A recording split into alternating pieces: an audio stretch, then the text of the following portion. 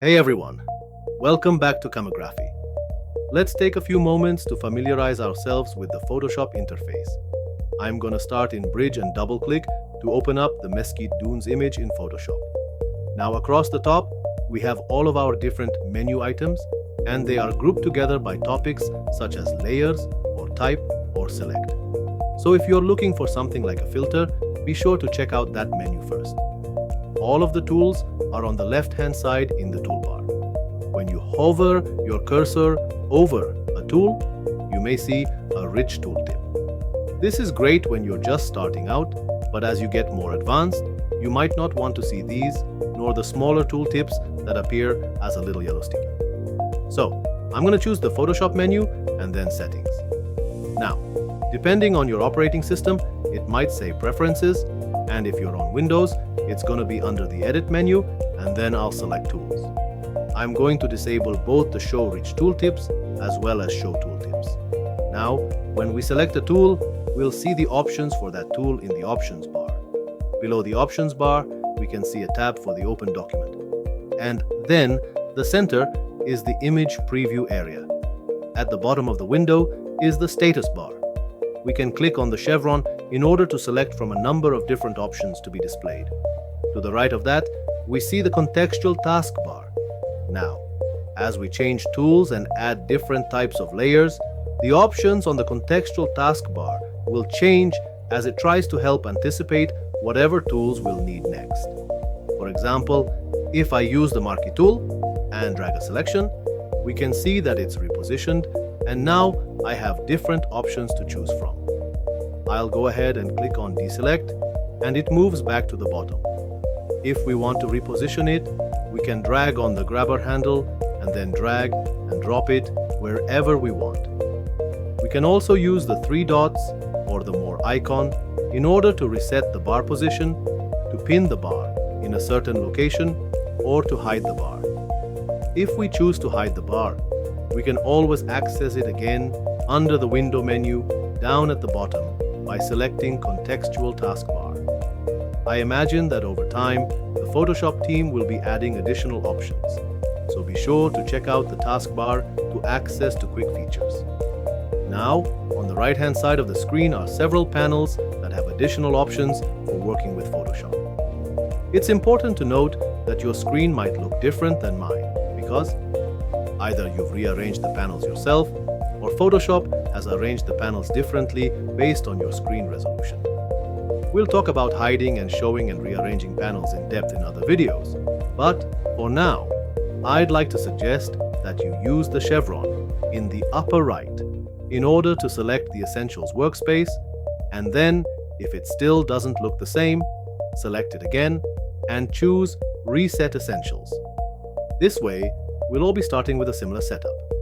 In addition, there are a few small changes that we can make to the interface to help us get the most out of Photoshop environment. First of all, I like to maximize the application. So on the Mac, that means I would click on the little green icon in the upper left. On Windows, you'd click on the rectangular maximize icon in the upper right of the application.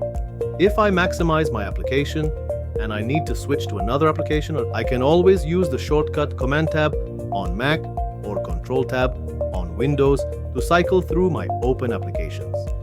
Second, you can choose a lighter or darker color theme for Photoshop. I'll return to the Photoshop menu and then Settings or Preferences.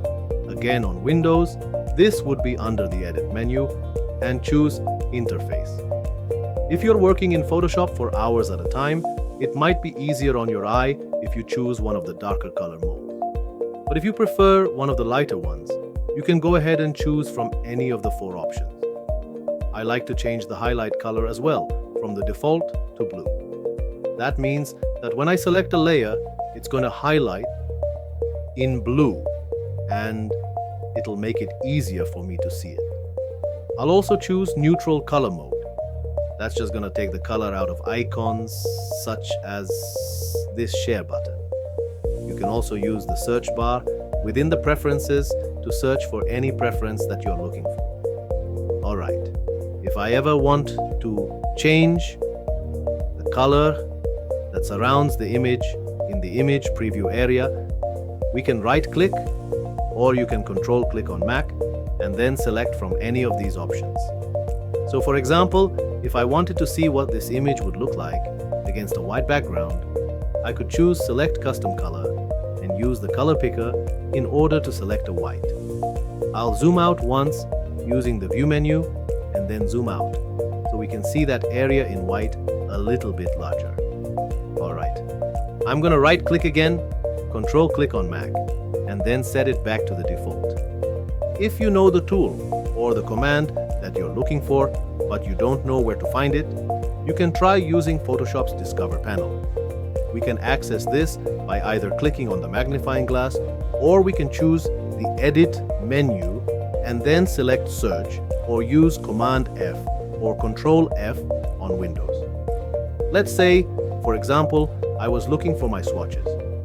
As I start typing it in, we can see that Photoshop tells me not only where the swatches panel is, but it will also show me options that are associated with colors and swatches. Alright, let's go ahead and close that. Excellent. Now that you're more familiar with Photoshop's interface, it will become much easier to find the tools and commands that you want to use. Let's take a look at how easy it is to work with multiple documents in Photoshop. I'm going to start in Bridge and select all three of these images. You can do so by clicking and dragging over them, or you could click one, hold down the Shift key and click the other to select all three. Then, in order to open them, I'll use the keyboard shortcut Command O on Mac, Control O on Windows. So by default, Photoshop is going to open all three of these images into tabs. We can click on the tab of any of the images in order to view it. We can also click and drag if we want to reorder the tabs. And if we want to cycle through all of our open documents, we can use the keyboard shortcut Control Tab. And that's the same on both Mac and Windows in order to move through all of our open documents. Now, if I want to view multiple images at once, I can use the Window menu and then choose Arrange and select from any of these different options. You'll notice that the 4 up and 6 up are grayed out, and that's just because I only have 3 documents open. If you just want Photoshop to pick the layout for you, then you can choose the tile option. Now let's say I select a different image by clicking on it, and I want to return to the tabbed view. I can choose Window and then Arrange and then Consolidate all to tabs. If I want to float a window, I can click on the tab and then I can drag it out. This can be very handy if I want to move this, say, to a secondary monitor. If I want to drag out a second window, I can float that window as well, or if I position it over the already floating document, then it will create tabs within that floating document. The only problem is if I now click on this tab document, the floating one will be hidden behind it. If I need to find a document that's been hidden, we can choose the Window menu, and down at the very bottom, it will list all of our open documents. So if I choose the cracked clay, then that will pop it. I could also choose the Window menu, return to Arrange, and then choose Consolidate all to tabs again to make those floating documents back into tab documents. When we want to close our documents, we can click on the X in order to close the document, or we can choose the File menu and select Close. If we have multiple documents open, we can choose to close them all, or if we want the active document to stay open and we just want to close the other documents, we can choose Close Others. For now, I'll choose Close All, and because we hadn't done anything to the image, Photoshop will close them all. And there you go. It's just that easy to work with multiple documents. There are a number of different ways to zoom in and out of an image, as well as to pan around and see different areas of the image in Photoshop. I'm going to select the Mesquite Dunes and Zabriskie Point images in Bridge, and then use Command O on Mac or Control O on Windows in order to open them. I'll start with the Mesquite Dunes, and I want to zoom in. We can select the Zoom tool from the toolbar, or just tap the Z key. By default, the icon has a plus in it, and every time I click, I will zoom in on the image. If I want to zoom out, I can either use the options bar to select the icon with the minus in it, or we can keep with the zoom in icon and then just hold down the option key on Mac or the alt key on Windows. And now when I click, I will zoom out. If I click and hold in the image area, Photoshop will continuously zoom in. If I zoom in far enough, we can see this pixel grid overlay. When you click and hold, that's called animated zoom. Now, if I click and drag, we can zoom in and out much faster. If I click and drag to the left, we zoom out. If I click and drag to the right, we zoom in. And that's called scrubby zoom. And you can see the option for it in the options bar. If you don't like it, you can always disable it. Another way that we can zoom is by using the navigator panel. Under the window menu, I'll select navigator, and then I want to expand this, so I'm going to click on the double chevrons right here, and then in the navigator panel, we can click on the mountain icons to zoom out or zoom in. We can use the slider, or we can enter in a number. We can also position our cursor on top of the red rectangle, and we can click and drag to move to another location. Or we can hold down the command key on Mac or the control key on Windows and click and drag over an area in the navigator in order to zoom right to that area. If we look in the view menu, there are 4 options that I use all the time. Zoom in, zoom out, fit on screen, which enables me to see the entire document, or 100%, which zooms me to 100%. We can see that all of these keyboard shortcuts use the command key on Mac or control key on Windows, and then the plus, minus, 0, and 1. So if I wanted to zoom in, we can use command plus to zoom in or command minus in order to zoom out. We can use command 0 to zoom to fit in window and command 1 in order to zoom in to 100%.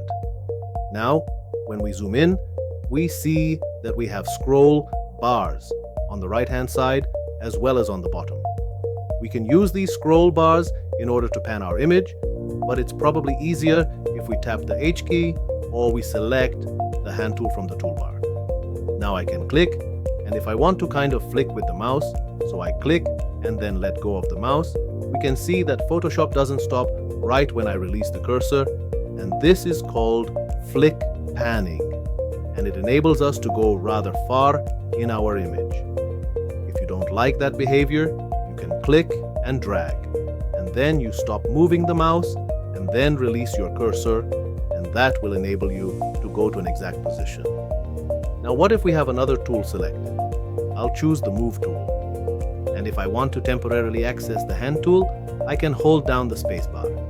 So now I can reposition my image within that preview window without actually changing tools. When I release the spacebar, it returns to the previously selected tool. If I can't remember the keyboard shortcuts to fit on screen or to zoom to 100%, we can also double-click on the Hand tool in order to fit on screen, or double-click the Zoom tool to zoom in to 100%. Now what if we're working with multiple images open? I'll use the window menu and then choose Arrange, and let's tile these two up vertical. We can see down here in the status bar that they have different zoom percentages. The first one's at 100% and this one's at 50%. If I want to match the zoom percentage, we can use the window menu and then Arrange. And we can match not only the zoom, but also the location, rotation, and all of these things. I'll choose Match All. And now, if I tap H to get the Hand tool, and we select the Zabriskie point image, if I want to scroll all of my windows, I can enable that by checking that on the options bar, or we can leave it unchecked and just add the Shift key. So now when I pan, I'm going to pan all of my open documents. Likewise, if I tap Z to select the Zoom tool and I hold down the Shift key, Photoshop will zoom all of the documents. If we add the Option key on Mac or the Alt key on Windows to the Shift key, then we can zoom out on all of our documents at one time. Alright? If I wanted To consolidate these back to tabs, we could use the window menu, or I can just drag the tab of one document, and when I position it on top of another document, we see that cyan or blue outline telling me that when I release the cursor, they will be nested back together. Alright, Photoshop also has a number of ways to display images in the interface called screen modes. We can access these under the View menu and then Screen Mode, and then choose from the 3 different modes. But we can also access them using the toolbar. Now, to make them easier to see, because they're way down here at the bottom, I'm going to click on the chevrons in the upper left of the toolbar in order to view this as a 2-column view. This is the icon for the screen views, and when I select it, we can see that there's a keyboard shortcut that goes along with them. So now, if I were to just tap the F key, that would take me from the regular screen mode to full screen with the menu bars. So we still have the menu bars up here, but we have a little bit more screen real estate because we don't have those scroll bars. I'll hold down the space bar in order to reposition this, and we can see that we have the space not only on the bottom, but also on the right-hand side. If I press F again, then I go to full screen without the menu bars, and this is excellent for presentations. I'll use Command 0 in order to zoom in to fit on screen. In full screen without menu bars, you can show your panels by tapping the Tab key.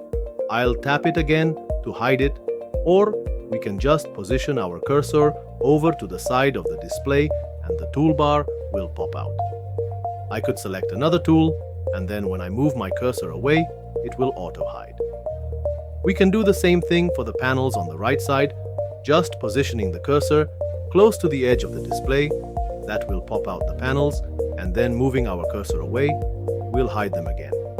Alright, I could tap F again to cycle through the screen modes, or we can tap the Escape key in order to escape out of this, and I'll tap the Tab key in order to view our panels and tools.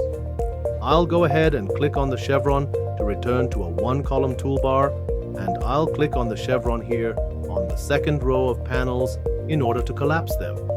Then we can go ahead and close these files. And as you can see, there are a variety of different ways to zoom, pan, and view your images. It's good to know that they all exist so that you can find the method that works the best for you.